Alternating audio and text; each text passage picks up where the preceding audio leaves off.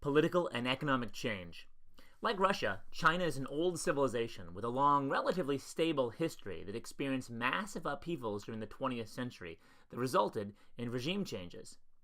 Unlike Russia, however, China rose to regional hegemony, control of surrounding countries, very early in its history, and is ranked as one of the most influential political systems in the world for many centuries. Russia's history as a great power is much shorter than China's. Until the 19th century, dynastic cycles explained the pattern of political and economic change in China. A dynasty would seize power, grow stronger, and then decline. During its decline, other families would challenge the dynasties, and new ones would emerge as a sign that it had the mandate of heaven. This cycle was interrupted by the Mongols in the 13th century, when their leaders conquered China and ruled until the mandate was recaptured by the Ming, who restored Han Chinese control. The Manchu were also a conquering people from the north, who established the Qing, or Pure, dynasty in the 17th century. This last dynasty toppled under European pressure in the early 20th century. Change during the first half of the 20th century was radical, violent, and chaotic, and the result was a very different type of regime: communism. Did European intrusions and revolutions of the 20th century break the Chinese dynastic cycles forever? Or is this just another era of chaos between dynasties? It is hard to imagine that dynastic families might reappear in the 21st century or beyond, but Chinese political traditions are strong, and they almost certainly will determine what happens next in Chinese political development. Change before 1949. China's oldest cultural and political traditions have long provided stability and longevity for the empire and country. These traditions come from the dynastic rule that lasted for many centuries. However, in recent years, two disruptive influences, control by imperialistic nations, 19th century, and revolutionary upheavals, 20th century, have threatened that stability and provide challenges to modern China. Control by imperialistic countries. During the 19th century, the weakened Qing dynasty fell prey to imperialist nations, such as England, Germany, France, and Japan, who carved China into spheres of influence for their own economic gain. This era left many Chinese resentful of the foreign devils who they eventually rebelled against. Revolutionary upheavals. Major revolutions occurred in China in 1911 and 1949, with many chaotic times in between. Three themes dominated this revolutionary era. Nationalism. The Chinese wished to recapture strength and power from the imperialist nations that dominated them during the 19th century. The revolution in 1911, led by Sun Yat-sen, was a successful attempt to re-establish China as an independent country. Establishing a new political community. With the dynasties gone and the imperialists run out, what kind of government would modern China adopt? One answer came from Chiang Kai-shek, who founded the Nationalist Party, Kuomintang, and the other from Mao Zedong, the founder of the Chinese Communist Party. Socioeconomic development. A major challenge of the 20th century has been the re-establishment of a strong economic and social fabric after the years of imperialistic control. During the 1920s, the newly formed Soviet Union served as a model for policymaking, but the nationalists broke with them in 1928. Chiang Kai-shek became the president of China, and Mao Zedong and his communists were left to form an outlaw party. The Legend of the Long March. Strength for Mao's Communist Party was gained by the Long March, the 1934 to 1936 pursuit of Mao's army across China by Chiang and his supporters. Chiang tried to depose his rival, but his attempt to find and conquer Mao had the opposite effect. Mao eluded him until finally Chiang had to turn his attentions to the invading Japanese. Mao emerged as a hero of the people, and many of his loyal friends in the march lived to be prominent leaders of the People's Republic of China after its founding in 1949. The founding of the People's Republic of China, 1949 to 1966. The Japanese occupied China during World War II, but after the war ended, the forces of Chiang and Mao met in civil war, and Mao prevailed. In 1949, Chiang fled to Taiwan, and Mao established the People's Republic of China under communist rule. The People's Republic of China was born from a civil war between the nationalists under Chiang Kai-shek and the communists under Mao Zedong. After many years of competitive struggle, Mao's army forced Chiang Kai-shek and his supporters off the mainland to the island of Taiwan, Formosa.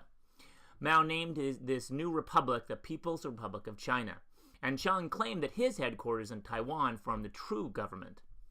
The two Chinas, then, were created, and the PRC was not to be recognized as a nation by the United Nations until 1972.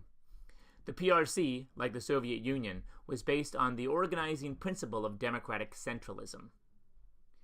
The early development of the PRC proceeded in two phases. 1. The Soviet model, 1949 to 1957. The Soviet Union had supported Mao's efforts since the 1920s, and with his victory in 1949, it began pouring money and expertise into the PRC. With this help, Chairman Mao and the Chinese Communist Party, CCP, quickly turned their attention to some of the country's most glaring social problems. Land reform.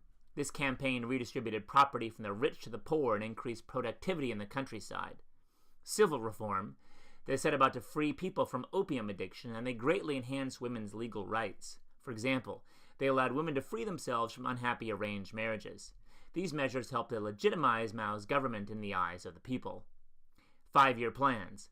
Between 1953 and 1957, the CCP launched the first of its Soviet-style 5-year plans to nationalize industry and collectivize agriculture, implementing steps towards socialism. And 2. The Great Leap Forward, 1958 to 1966. Mao changed directions in 1958, partly in an effort to free China from Soviet domination. The spirit of nationalism was a force behind Mao's policy, and he was still unhappy with the degree of inequality in Chinese society. The Great Leap Forward was a utopian effort to transform China into a radical egalitarian society. Its emphasis was mainly economic, and it was based on 4 principles. All-around development, not just heavy industry as under Stalin and the USSR, but almost equal emphasis on agriculture. Mass mobilization, an effort to turn sheer numbers of people into an asset, better motivation, harder work, less unemployment.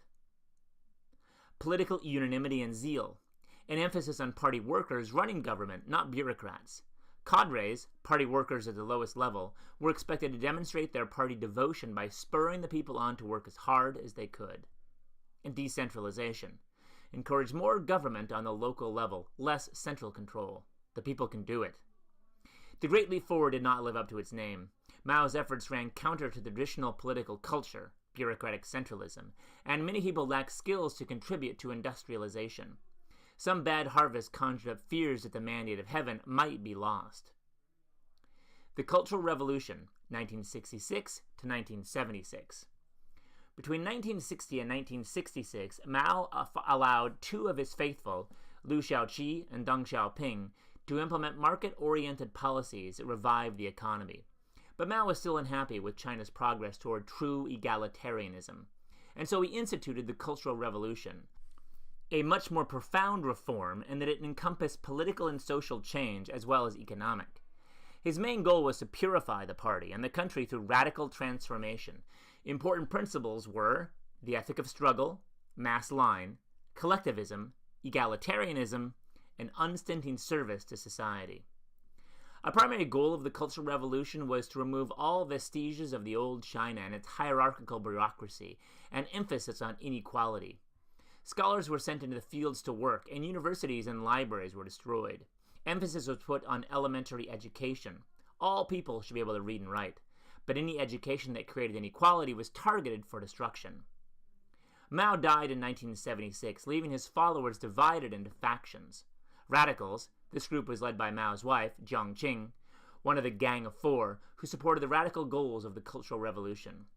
Military, always a powerful group because of the long-lasting 20th century struggles that required an army, the military was led by Lin Biao, who died in a mysterious airplane crash in 1971. And moderates, led by Zhou Enlai. Moderates emphasized economic modernization and limited contact with other countries, including the United States. Zhou influenced Mao to invite President Richard Nixon to China in 1972. He died only a few months before Mao. Members of these factions were not only tied to one another through common purposes, but also through personal relationships, illustrating the importance of informal politics throughout Chinese history.